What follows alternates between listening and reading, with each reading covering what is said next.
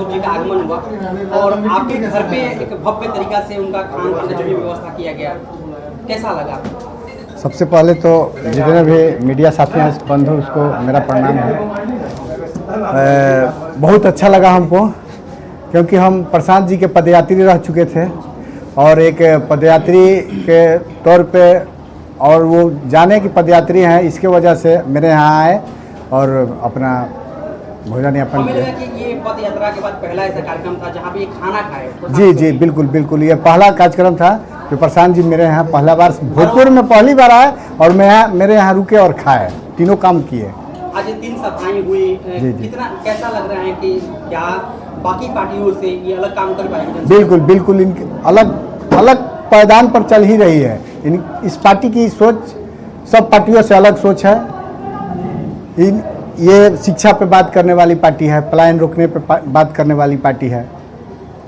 आरा के पार्टी के कार्यकर्ता हैं, विधायक प्रतिनिधि हैं, वो बोलते हैं कि लोगों को चुरुआ बंदूक रखनी चाहिए ताकि मर्डर करने में आसानी हो, और एक आप लोग कलम कॉपी की बात करते हैं, तो दोनों में किसको सार्थक माना जाए? दोनों में सार्थक बंदूक वाली जो बात करती है तो पहले तो उनको सरकार चालान करे, उनको जेल में डाले। हमारी जो पार्टी है ये कलम की बात करती है, रोजगार की बात करती है, पलायन रोकने की बात करती है, तो ये करेगी। जब सरकार बनेगी तो जरूर होगा।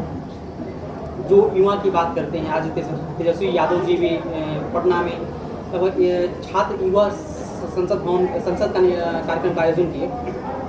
हमें लगता है कि सारे युवा उस तरफ गए थे और प्रशांत किशोर जी तरफ थे, लेकिन उन सब के बावजूद भी प्रशांत किशोर जी की सभा में भीड़ अत्यधिक मात्रा में थी। आपको क्या लग रहा है कि ये विधानसभा चुनाव प्रभावित कर पाएगी? बिल्कुल बिल्कुल, विधानसभा चुनाव में जनसुराज प्रभावित किया, पूर्ण रूप से 243 सीट पे जीत कर आ रही है, इसमें कोई दो राय नहीं है। क्या लग रहा है इस पर बदलाव हो रहा है? बिल्कुल बदलाव होगा, बिल्कुल बदलाव होगा, 100% बदलाव होगा। प्रशांत किशोर जी के जो सभा जहाँ हो रहा है वहाँ पर महिलाओं की संख्या अत्यधिक रह रही है। महिला पूरे शराबबंदी को लेकर त्रस्त है, बहुत त्रस्त है। इसी के चलते महिलाओं की संख्या बढ़ रही है वहाँ। मतलब 243 सीट पर जो चुनाव हो रहा है, बिल्कुल, क्या लग रहा है आपकी बात सरकार बन रहा है? बिल्कुल, सरकार जनसुराज की बन रही है। और एक अच्छी बात है कि हम लोगों का सिंबल भी आ गया स्कूल बैग, तो आप लोगों के माध्यम से बताना चाहते हैं कि हम लोगों का सिंबल स्कूल बैग आ गया। और प्रशांत किशोर जी शिक्षा का बात करते हैं जी, और शिक्षा का ही जो है स्कूल बैग आया हुआ जी, क्या मांग किया गया था? मांग तो हर पार्टी की होती है कि भाई हमारा अपना सिंबल मिल जाए। आज जो है एक अपने आप में इतिहास बन गया है कि एक विधानसभा में 3-3 सभा होना और कुछ ही दूरी के फासले पर 3 विधानसभा और तीनों विधानसभा का सफलता का श्रेय जो है आम जो कार्यकर्ता हैं, जो धरातल पर काम कर रहे हैं, उसे हम देते हैं। लेकिन विशेष रूप से जो महामाई धाम में जो कार्यक्रम हुआ, इस कार्यक्रम का श्रेय हम धनजी सिंह जी को देते हैं, जो कि यह प्रायोजित भीड़ नहीं थी। ये सेल्फ लोग जो है उत्सुकतावश आ करके और प्रशांत जी को इतना धैर्य पूर्वक और इतना लंबा इंतजार करने के बाद मैंने सुन करके गए और बहुत अच्छा प्रभाव पड़ा है। और आज एक अपने आप में आज का दिन इतिहास बन गया है।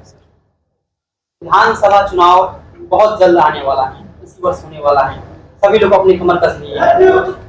आप लोग बाकी अन्य पार्टियों से अलग कैसे हैं?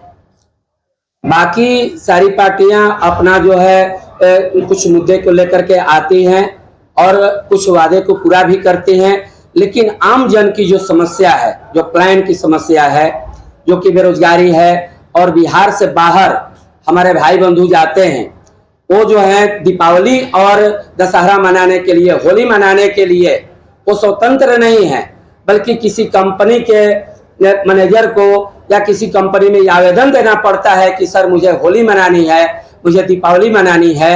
ये हमारी माने दुर्दशा है कि हमारे भाई बंधु जो काम करते हैं, जिनसे घर चलता है, वो अपने परिवार के साथ होली और दीपावली मनाने के लिए भी स्वतंत्र नहीं है।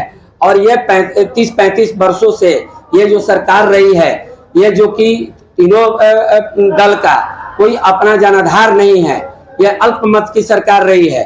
और जनता भी कंफ्यूज रहती है कि हम बीजेपी को देते हैं तो कब वह वोट जो है नीतीश जी के साथ जो है आरजेडी में चला जाएगा। आरजेडी के लोग भी कंफ्यूज रहते हैं कि हम आरजेडी को वोट दे रहे हैं लेकिन कहीं बीजेपी के साथ नीतीश जी सरकार बना लेंगे। लेकिन कारण ये था कि बीजेपी के लोग जो है रिजिड हैं कि हम आरजेडी को वोट नहीं देंगे, आरजेडी के लोग रिजिड हैं कि हम बीजेपी को वोट नहीं देंगे। आज ये तीसरा विकल्प जो कि हर एक जन की समस्या और तीसरा विकल्प के रूप में जन सुराज हमारे सामने आया है।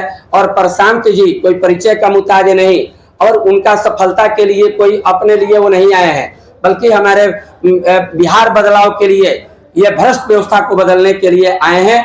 तो ये जो है ये जनता अब की बार कमर कस चुकी है, क्योंकि पहले विकल्प नहीं था और विकल्प मिलने के बाद जो है ये सेल्फ जो है मोटिवेटेड ये भीड़ आई है, ये कोई प्रायोजित भीड़ नहीं है।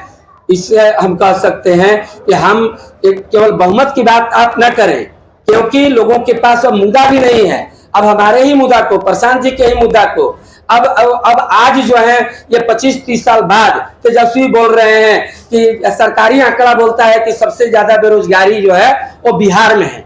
उनका वीडियो फुटेज निकाल करके आप देख लीजिए। अब जो है सम्राट चौधरी बोलते हैं कि सरकारी आंकड़ा निकाल लीजिए, यहाँ बेरोजगारी है, हम भी रोजगार देंगे।